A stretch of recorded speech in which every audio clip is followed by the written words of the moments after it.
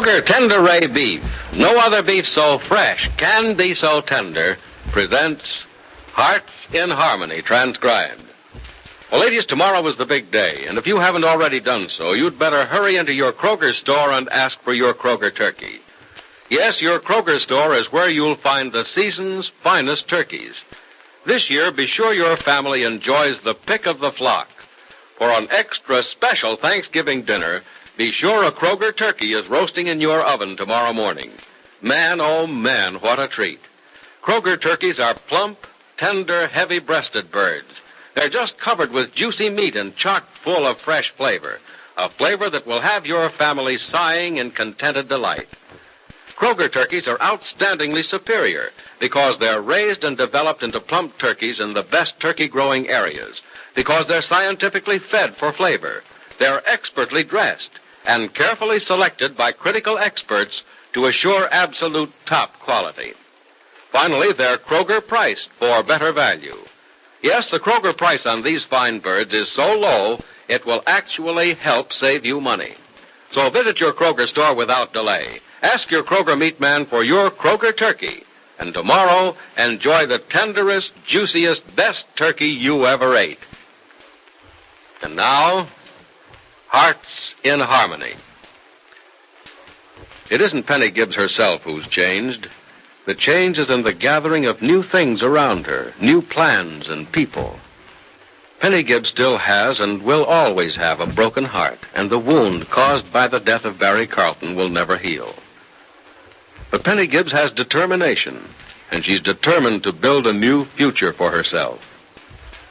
Today, in the living room of her home, she talks with Dr. Joel Evans, a new friend, about her plans for a new life. As they sit across from each other in front of the fireplace, Penny says, Mrs. Carlton gave me an extremely generous amount of money, Joel, but I'd like to start out in a small way. So you're going to devote your life to others, are you, Penny? I'll get a great deal in return. Satisfaction, mostly.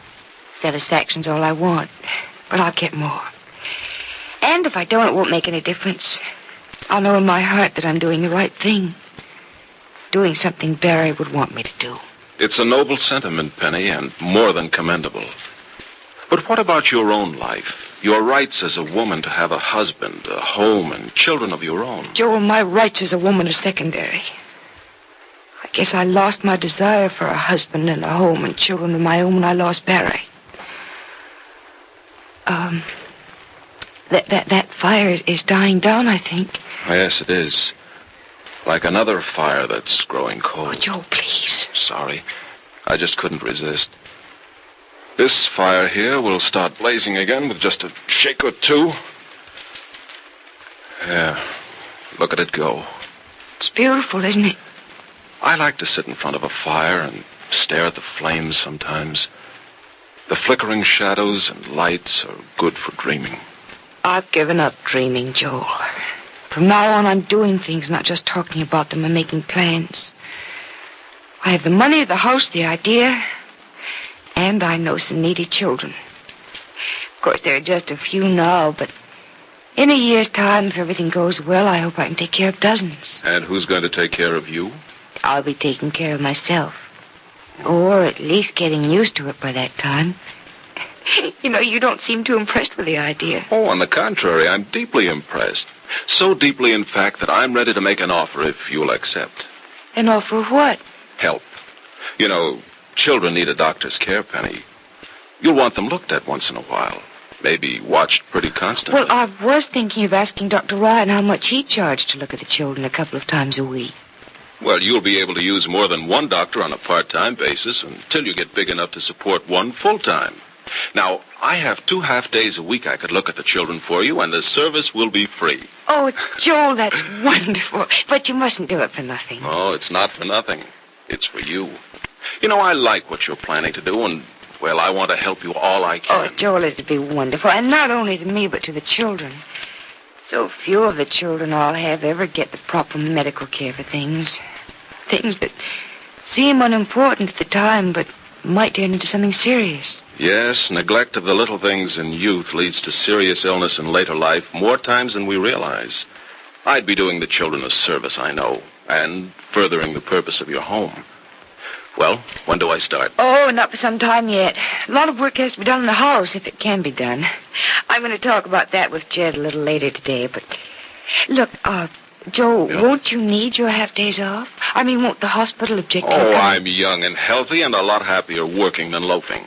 And besides, Dr. Weston will be pleased to know I'm helping you. How is Dr. Weston? Fine. He knew I was coming to see you this afternoon and sent his best. Thank you. Send him mine, will you? All right. But please make sure that it's all right with the hospital before you offer your services to my children. Oh, they're your children already, are they? Why, they're someone's. And if they're not wanted, or if circumstances in their homes are such that they're a burden, I want them to be mine. At least for a little while. You know, Penny, I've met a lot of fine men and women in my life, but you're the finest. I'm only doing what I think is best for me. You're doing what's best for you so long as it's something that will benefit others. And why? Because of a tragedy. Do you know what most people would do in your case? Just what I'm doing. Oh, no. Most people would want life to do something for them, to make up for the tragedy. Most of them would moan and complain the rest of their days that life was cruel to them. I did my share of complaining and feeling sorry for myself. From now on, I'm not going to give myself time to move. From now on, I'm going to devote all my thinking to the house. And when the house is ready, then I'll think only about the children. And what if you fall in love? I'm not going to fall in love again, Joel. I can't. Look, I'm already in love. I'm in love with Barry now just as much as if he was still alive. But there'll be other nows, other years, other men. And you'll be a different person. I'm a different person now. But no matter how much I change, my love for Barry will stay the same. Joel, I'm not ashamed of my love for Barry, nor afraid of a life of loneliness because of it. Other women have found happiness in something other than marriage. I don't know why I can't. I hope you can, Penny. And I won't say you can't. But, well, I hope you won't drive yourself away from another chance at happiness in marriage if you fail to find it in this. How can I fail to find it? Nope, there's nothing more pathetic than a helpless child. Nothing that warms the heart more than to see the look of appreciation in the eyes of a child who's found not only happiness but security. That's what I intend to give these children of mine. Happiness, security, a good start in the world. It's no wonder I'm all for you. No wonder I'm so willing to give up my precious afternoons of leisure. Oh, you're an inspiration, Penny. Why, you've even inspired me to better things. If I have, I've just passed on to you the inspiration I got from Barry. This whole thing's a memorial to him. You know, I have an idea he knows about it, too. Oh, Joel, thanks for saying that. I didn't know what you'd think if I said it. Well, I didn't know what your reaction would be to my saying it either. But it happens to be the way I feel. You know, I think we're always going to get along. We see so many things the same way. Oh, I'll be around for a long time yet. But I hope you'll have no objections when you realize that the doctor is also a man. Oh, Joel, there's something you ought to realize, too. Never mind, Penny. You don't have to say it. I know what it is, and I understand. So don't worry about it. Well, say, it's getting late. I've got to get back to Heatherton. Oh, I was hoping you'd stay for dinner. Well, I'd certainly like to. I hear Nora is not only a beautiful girl, but a beautiful cook. Some other time, if you'll give me a rain check. Anytime you like. Swell. And next time, I'd like to have a look at Mr. Billings. I still want to see if there's anything I can do to get him out of that wheelchair. Oh, I know Jed's resigned to spending the rest of his days in that wheelchair, Joel, but I know he'll be glad to let you see what you can do. Good. And tell him not to be afraid. About all I can do without the help of another doctor is talk to him. And talk shouldn't hurt him too much. Now, where were we, Penny? Oh, I was just describing the layout of the rooms on the first floor of Mr. Crane's house. Oh, yes. The staircase starts about here, doesn't it? And rises in a curve to about here. And there's a railing along the upstairs hall that runs around in a half circle to about here, eh? Well, that's exactly right. How did you know? The main entrance hall is 2 stories high, and the living room sunken. It's on this side and equal about 1.5 stories. Over here at the far end of the living room, which is about, I'd say 50 feet by 30 feet, there's a large rough stone fireplace. Jed Billings, you're giving me the creeps. Huh? Mr. Crane said that no one had been in that house for years, but you act as if you were yesterday. It was a lot further back than yesterday, child. But I helped build that old house. Oh, Jed. It was my first big subcontract job. And I was mighty proud of the work I did. I might have known you had something to do with it. Johnny says it's a beautifully built house. It is. And it's more than a house.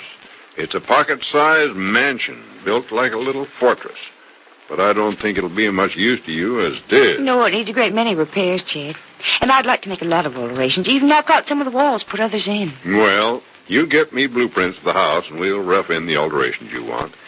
And if they can be made, I'll tell you how they can be made at the lowest possible cost. I'm not really worried about the cost, Jed. There's plenty of money, and I'm willing to spend any amount to make it right. Well, they'll be right. And I'll still leave you the bulk of Mrs. Carlton's money to be put on to the best use, the children. And I know who'll do a fast job on the construction, give you a fair price on it, too. Cy Ingersoll. I thought Cy Ingersoll was very expensive. Oh, he is.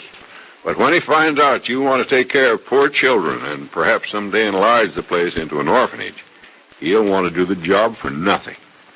Ingersoll lost his mother and father when he was 2 and knows what it is to be parentless and homeless.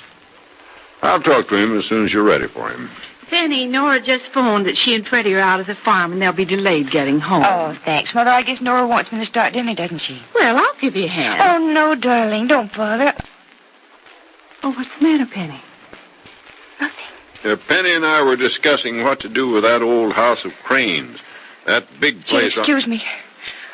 Mother, I wonder if you'd fix dinner alone this evening. I'll help some other time. Of course, darling. You'll have to forgive me. I'm sorry, but I'm going to my room. Oh, Penny, Don't what is... set dinner for me. I don't feel like eating. Oh, Penny, wait, dear. No, Grace. No. Let her go. It's what she wants. She'll be better off in her room. But what came over her, Jed?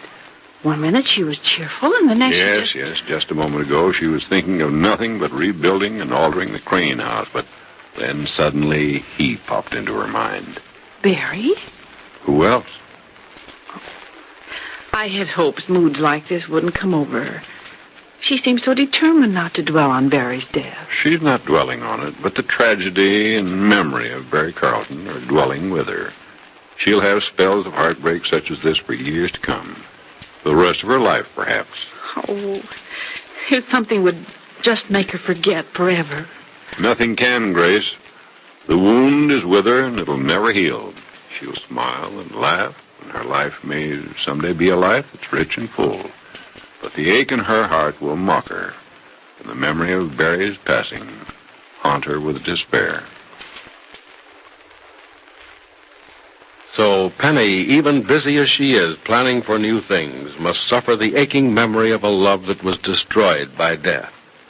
Can this young and determined girl do the things she has so nobly started out to do? Be sure to listen to the next dramatic episode of Hearts in Harmony.